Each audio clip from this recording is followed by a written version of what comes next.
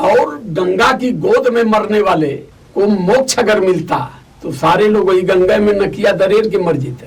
कि भारत का जो मूल निवासी समाज 6,500 जातियों में बटा हुआ समाज ये आज भी पूर्ण रूप से मूर्ख है। नहा के मुक्ति ले रहा है, मर के मोक्ष प्राप्त कर रहा है, कुचल कुचल के मरे हैं, तड़प तड़प के मरे हैं।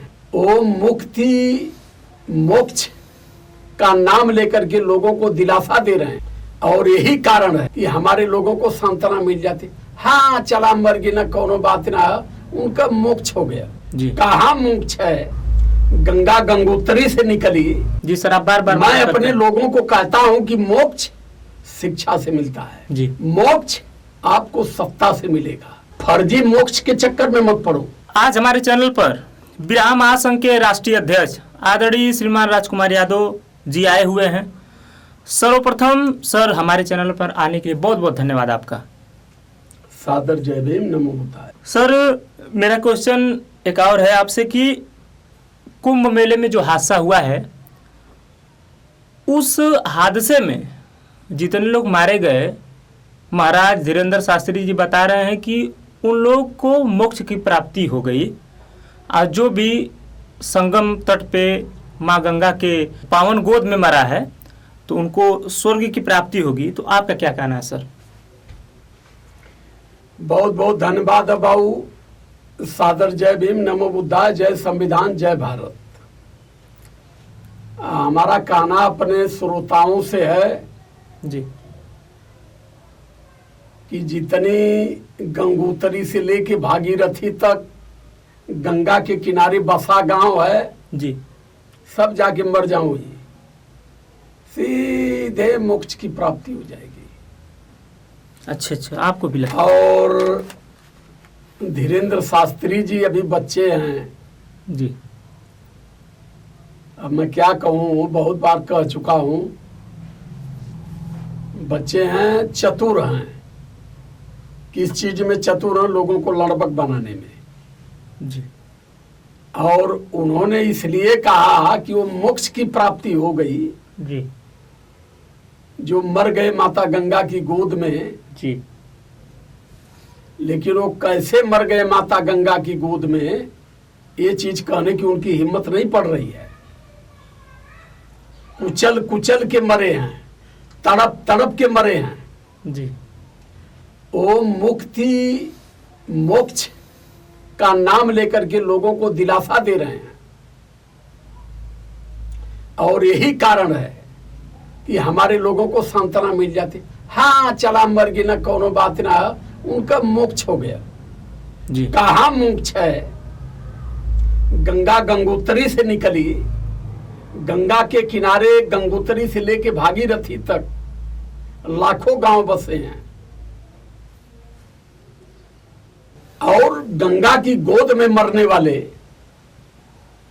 को मोक्ष अगर मिलता जी तो सारे लोग वही गंगा में नकिया दरेर के मर जीते। जी।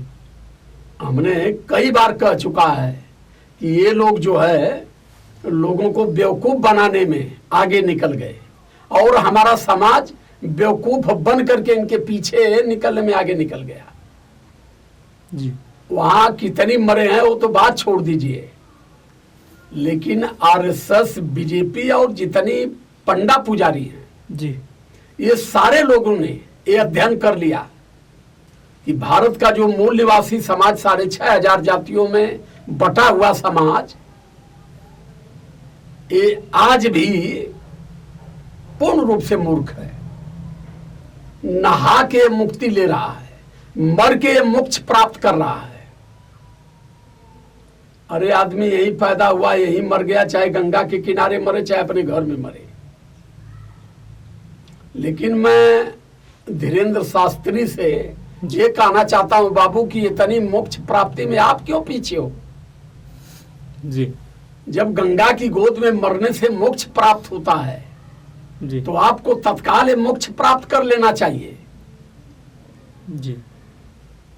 आप अपने माता पिताजी को ये समझा दीजिए कि भाग के चलो, बड़ी भीड़ है जी।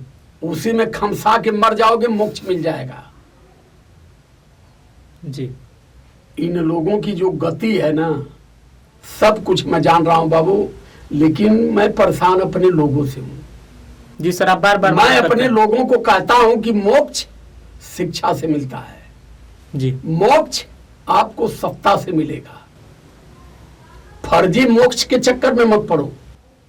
दिल्ली की पार्लियामेंट पर कब्जा करो और अपने बच्चों को ज्यादा से ज्यादा शिक्षित करो, तब मोक्ष मिलेगा। खमसवाए के, लब्दियाए के, खपस के आंख मुंह नाक से खून निकलत हो, ये मोक्ष नहीं है, ये चुतियापा है, सीधी बात।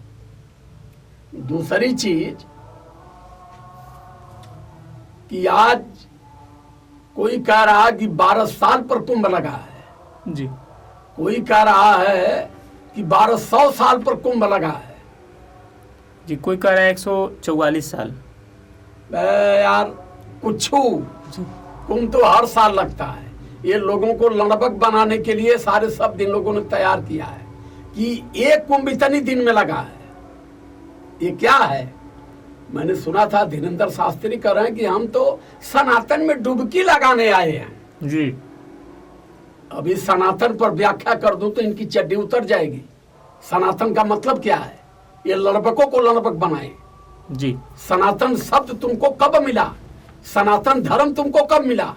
जी। जब इस देश में सनातन धर्म था तो इनके बाप दादा का वैदिक धर्म रहा। ये सनातन को मानते ही नहीं थे। सनातन धर्म तो बुद्ध से शुरू हुआ। ये सनातन सनातन कर रहे हैं, लेकिन सनातन की अच्छाई और वास्तविकता समाज में नहीं जाने दे रहे हैं। अब ये बने हुए कि हम सनातनी हैं। क्यों भाई, हिंदू नहीं हो क्या?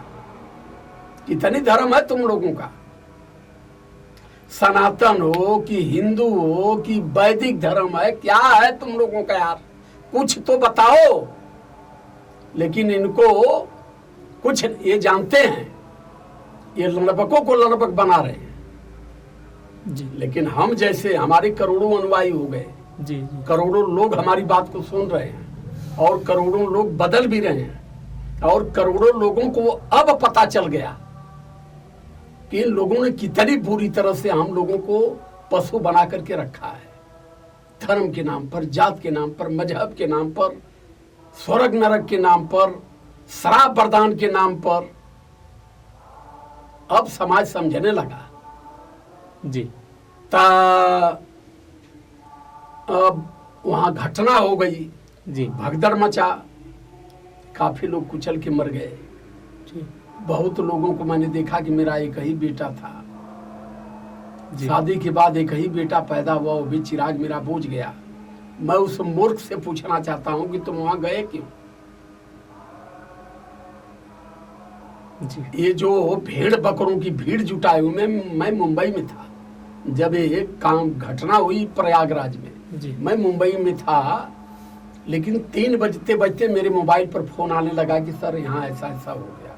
जी। सारी वीडियो लोगों ने किया। मुझे बड़ा कष्ट हुआ। मुझे कष्ट हुआ कि आखिर हमारे लोग, हमारा समाज इस भाषा को क्यों नहीं समझ पा रहा है। जी। अभी हमारे भाई चंद्रशेखर रावण, सिर्फ उन्होंने कह दिया कि मैं तो सोचता हूँ कि लड़ाई लड़ता हूँ जी। और मैं कोई पाप किया ही नहीं, मैं क्यों जाऊं नहाने। ये सब पूंछ एकदम हिला हिला के, पूंछ हिला हिला के सब खौफित हो गए। किसी और का मैंने सुन रहा था, एक बयान किसी ने सुनाया मुझे। वो कह रहा कि 3 कौड़ी के सांसद चंद्रशेखर रावण जी।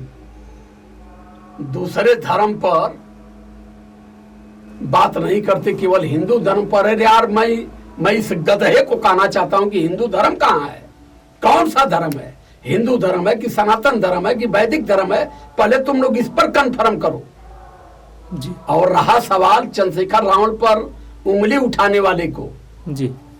वो अपनी 7 पीढ़ी पीछे तक ताक ले और 7 पीढ़ी आगे तक भी वो खोज ले।